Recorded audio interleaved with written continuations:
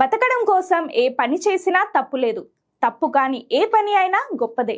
70 ఏళ్లుగా గ్రామంలోని మహిళలు ఎంచుకున్న పనికి ఇప్పుడు ఏకంగా గుడిపై శిల్పాల రూపంలో చిరస్థాయిగా నిలిచిపోయే అవకాశం వచ్చింది.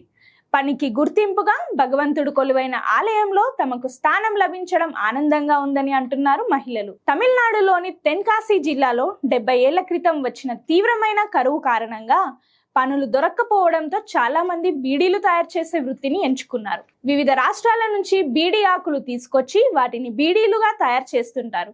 దీని వలన దీర్ఘకాలిక వ్యాధులు వస్తాయని తెలిసినా కుటుంబం కోసం తప్పడం లేదని అంటున్నారు. గతంలో ఇలా బీడీలు తయారు చేసే వారి సంఖ్య 7 లక్షలు ఉండగా ఇప్పుడు ఆ సంఖ్య సగానికి తగ్గిపోయింది.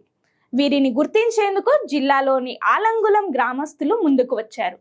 గ్రామంలో నిర్మిస్తున్న ఆలయంపై మహిళలు బీడీలు చుడుతున్న శిల్పాలు, బీడీ ఆకులను ఎండబెడుతున్న శిల్పాలను చెక్కించారు. ఆలయంపై చెక్కే దేవతా శిల్పాలు మనిషి అంతరంగాన్ని మార్చే విధంగా ఉంటే, ఆలంగులంలోని ఆలయం విగ్రహాలు పనికి గుర్తింపుగా ఉండటం విశేషం.